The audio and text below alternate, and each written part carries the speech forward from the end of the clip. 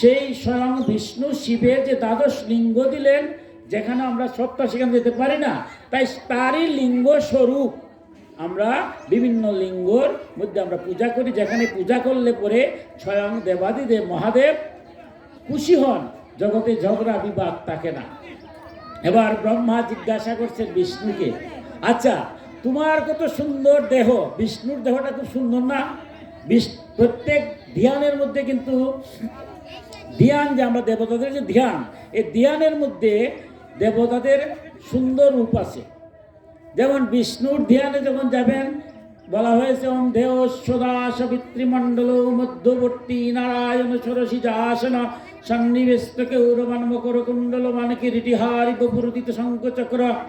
এই যে শঙ্খচক্র গদা পদ্মধারী কৌস্তভার, কত সুন্দর বিষ্ণুর দেখতে, কত সুন্দর লাগে না? বিষ্ণুর যে মূর্তি কত মধুর লাগে। ব্রহ্মা বলছে তোমার মূর্তি তোমার ধ্যানে কত মধুর, কিন্তু যারে তুমি বলছো দেবাদিদেব মহাদেব, তার মূর্তিটা কিরকম? আমরা তো দেখলাম দেবাদিদেব লিঙ্গের মধ্যে তিনি আবির্ভূত হয়েছেন না?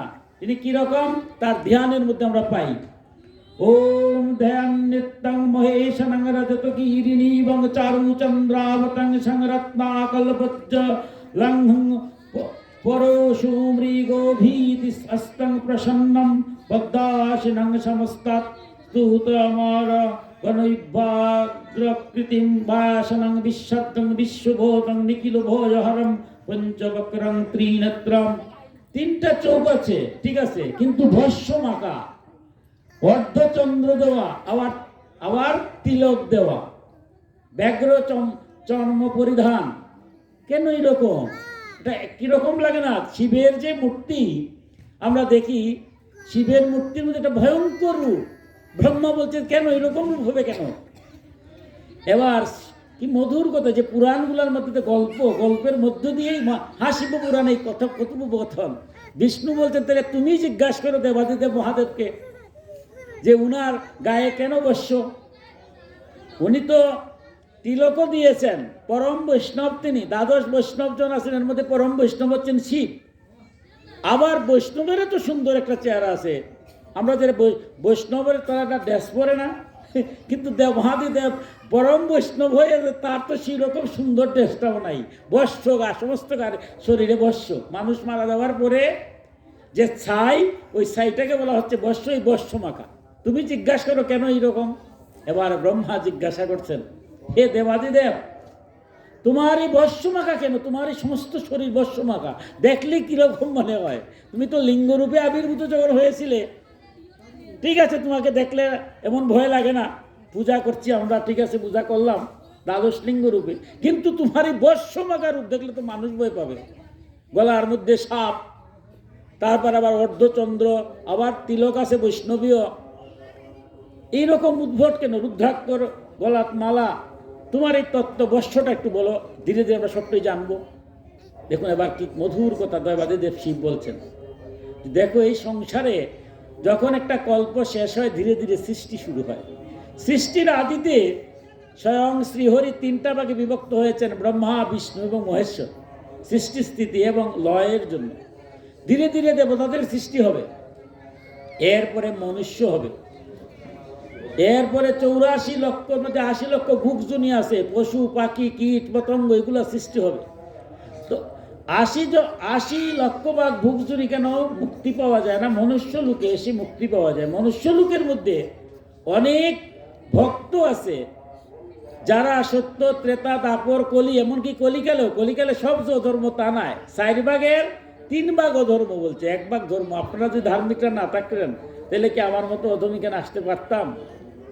4 ভাগের 1 ভাগ আপনাদের মতো ধার্মিকরা আছেন। কলিকালেও ভগবানের নাম গুণ কীর্তন হয়। ভগবানের যদি নাম গুণ কীর্তন কেউ করতো না, তাহলে জগতে কেউ নাম থাকতো গোবিন্দ। আজকে যদি শিবরাত্রি আমার কাকু করতেন না, তাহলে আমরা এখানে আসতাম না, শিবের কথা উঠতো না। শিব বলছেন এই মনুষ্য দেহ নিয়ে, মানুষের মধ্যে তো ভগবানের অংশ আছে না? প্রত্যেকের মধ্যে তো পরমাত্মার অংশ জীবাত্মা রূপে আছে। মনুষ্য যখন একটা দেহ চলে যায়, হয়তো ভগবানের সাথে এটা আবার মিশে যায়, অথবা আবার নতুন দেহ ধারণ করে। সবাই তো ভগবানের অংশ, কিন্তু মনুষ্য রূপে ভগবানের অংশ হয়েও তারা ভগবানকে ভুলে না। ভগবানের নাম জপ কীর্তন সমস্ত কর্ম করে, সংসার জন্য কেউ ত্যাগ করে না। সমস্ত কর্মের মধ্যে যখনই সময় পায় তখনই অনাদিরাদি গোবিন্দের বিভিন্ন রূপের বিভিন্ন দেবতা, যে দেবতা আপনি পূজা করেন না কেন একই দেবতার বিভিন্ন নদী যেমন বিভিন্ন পথে গিয়া সমুদ্রের মধ্যে গিয়ে পতিত হয়, আপনার গুরু বা ইষ্ট যেভাবে বলছেন, যার নামই স্মরণ করেন না কেন, স্বয়ং শ্রীকৃষ্ণ গীতায় কি বলছেন না, যে যথা মাং প্রপদ্যন্তে তাং সতৈব ব্রজাম্যহম, যেইভাবে যেই লোক ভজে প্রার্থ মোরে সেইভাবে সদা আমি ভজাই তাহারে। বিশ্বরূপে গিয়া অর্জুনকে কি দেখান নাই? সমস্ত বিশ্ব ব্রহ্মাণ্ডের অধিপতি তিনি, সমস্ত কিছু। গীতার নববোধ্যায়ে বলছেন যে বা যাহারা কোনো কিছু পাওয়ার জন্য বিভিন্ন দেবদেবীর পূজা করেন, তারা জেনে কিংবা না জেনে আমারই আরাধনা করছে না, আর তারা যা কিছু পাইতে চায় আমার কর্তৃকই দেওয়া হয়। সুতরাং আকাঙ্ক্ষার জন্য আমরা বিভিন্ন দেবতার পূজা করি। কারণ মনুষ্য জন্মে এসে যদি আমি বলি আমার কোনো আকাঙ্ক্ষা নাই, এটা ভণ্ডামি ছাড়া কিচ্ছুই নয়। স্বয়ং শ্রীকৃষ্ণ তারও আকাঙ্ক্ষা ছিল। দেখুন, ভাগবত পড়তে হবে। এই জগতে সমস্ত লীলা করে গেছেন, কুরুক্ষেত্রে যুদ্ধ গিয়েছেন, গীতা পরে দান করেছেন, কুরুক্ষেত্র যুদ্ধে গিয়ে প্রবেশ করেই অর্জুনকে বলছেন, অর্জুন তুমি কি তোমার অরাতিগণ অসুরগণকে দুর্যোধনাতে বধ করতে চাও? যে চাই। রাজ্য চাও? চাই। তাইলে অরাতিগণকে যদি বধ করতে চাও, দুষ্টদেরকে যদি দমন করতে চাও, তাইলে আদ্যা শক্তি মা দুর্গার, আমারই শক্তি স্বরূপা দুর্গার পূজা করে এই কুরুক্ষেত্র যুদ্ধে। কুরুক্ষেত্র যুদ্ধে আগে দুর্গা পূজা হয়েছে, পরে গীতা দান করা হয়েছে। শুধু তাই নয়, আকাঙ্ক্ষা, যতক্ষণ পর্যন্ত আকাঙ্ক্ষা, কার আকাঙ্ক্ষা থাকবে না? আমরা মনুষ্য জন্য কার আকাঙ্ক্ষা নাই? সঠিক আকাঙ্ক্ষা পাওয়ার জন্য আমরা ধন চাই, লক্ষ্মীর আরাধনা করি, যাতে লক্ষ্মী যেন আমাদের এমন ধন দেন যাতে এই যে আজকে অনুষ্ঠান করছেন অর্থের প্রয়োজন নাই। ধর্ম অর্থ কাম ও মুখ্য, আমরা তো সন্ন্যাসী নয়, সন্ন্যাসীর এগুলো কিছুর দরকার নাই, যা পাবেন তাই খাবেন। কিন্তু আমাদের প্রথমেই ধর্ম, ধর্ম ঠিক রেখে অর্থের প্রয়োজন। গোবিন্দ তো বলছেন আমি খাই না, আবার দিলে আমি দেখে সন্তুষ্ট হই, আবার বলছেন আমি খাই। ভক্ত যখন খায়, ভক্তের খাওয়ার সাথে আমিও খাই। ভক্তরে খাওয়াবেন কিভাবে অর্থ যদি না থাকে? তাইলে ধর্ম অর্থ কাম ও মুখ্য, ধীরে ধীরে আমরা মুখ্য লাভ, এটাই হচ্ছে আমাদের গারস্থ আশ্রমের শ্রেষ্ঠ ধর্ম। স্বয়ং শ্রীকৃষ্ণ গারস্থ আশ্রম, আপনাদের মধ্যে গৃহস্থ ছিলেন, রামচন্দ্র গৃহস্থ ছিলেন। রামচন্দ্র সীতা উদ্ধারের জন্য দুর্গা পূজা করেন নাই, আকাঙ্ক্ষা নাই।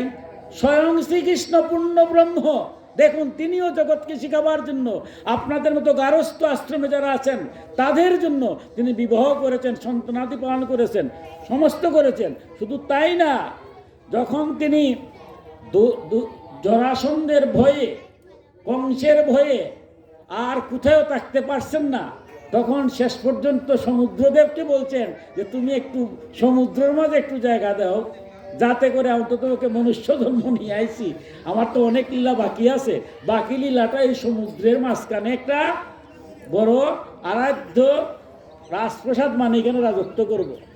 কিন্তু সমুদ্র যখন কীরকম, এই যে যদি আপনি মহাভারতটা পড়েন, 1 লক্ষ শ্লোক, কি মধুর। 4 লক্ষ শ্লোক হচ্ছে ভাগবত, এই বিভিন্ন পুরাণে। কারণ জগৎ সংসারে সমুদ্র চিন্তা করছে যে তুমি পরম ব্রহ্ম, বিশ্ব ব্রহ্মাণ্ডের তুমি অধিপতি, তোমার তো কোনো চাওয়া পাওয়ার কারণ নাই, কিন্তু তুমি মনুষ্য দেহ নিয়ে আইছো, তোমারও দেখা যায় চাওয়া আছে, লাগে। আমারে চাইতেছো সমুদ্রের মধ্যে একটু ভূমি দেব, যাতে করে তুমি রাজ্য যতদিন বলছে আমি যতদিন আসি, এরপর যখন আমি যেদিন আমি সংসার থেকে চলে যাব, এটা সমুদ্রে লীন হয়ে যাবে। দেখ এবার কি মধুর কথা, দেখুন বিশ্বকর্মাকে তিনি বলছিলেন প্রথমে যে বিশ্বকর্মা তুমি আমার একটা রাজপ্রসাদ বানিয়ে দাও। বিশ্বকর্মা বলছে কার জায়গা? সমুদ্রের জায়গা। সমুদ্রের দেবতা আছেন না বরুণ, আপনি তাকে বলুন, তাইলে আমি দিয়ে দেবো। দেখুন কিরকম স্বয়ং শ্রীকৃষ্ণ মনুষ্য দেহ ধারণ করেও বরুণ দেবতার প্রার্থনা করেছেন, কিসের জন্য? যে তুমি একখণ্ড ভূমি দাও, আমি যতদিন আসি, যেদিনই রাজ্য চলে যাব, সাথে সাথে তুমি আবার দ্বারকা চলে যাবে, ভূগর্ভে। তাহলে ভগবান শ্রীকৃষ্ণ তো প্রার্থনা করেছেন জগৎকে শিখাবার জন্য, তিনি রাজত্ব করেছেন দ্বারকায়।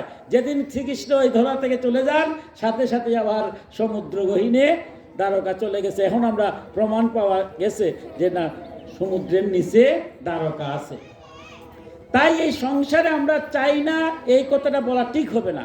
ভগবানের কাছে চাইতে চাইতে এক সময় গিয়া দেখে বা সনাতন ধর্মে বলছে একটা সময় গিয়া দেবে যে আর চাওয়া নাই, তখন আপনিই বলবেন ভগবান আর নাই, এখন তোমার রাতুল চরণ টাকা দাও। যতক্ষণ পর্যন্ত আমার চাওয়া আছে ততক্ষণ পর্যন্ত আমরা বিভিন্ন দেবদেবীর পূজা করি। এবার স্বয়ং দেবাদিদেব বলছেন এই মনুষ্য জন্মে যারা গারস্থ আশ্রমে থেকে সকল কাজের মধ্যেও ভগবানকে তারা ডাকে, ভুল ত্রুটি হতে পারে কিন্তু ডাকে। তো মানুষ যদি ভগবানের নাম না লইত তাহলে ভগবানের নাম কে নিত? কিন্তু যে মানুষটা ভগবানের নাম নিল এই দেহ নিয়া, একটা ফুল একটা বেলপাতা বা যাই দিল, যেদিন সে মারা গেল, মারা যাওয়ার পরে পঞ্চভূতে এই দেহটার কি হবে? আগুনে আহুতি দেওয়া হবে। সেদিন তার যে দেহের বর্ষটা কি হবে? আমি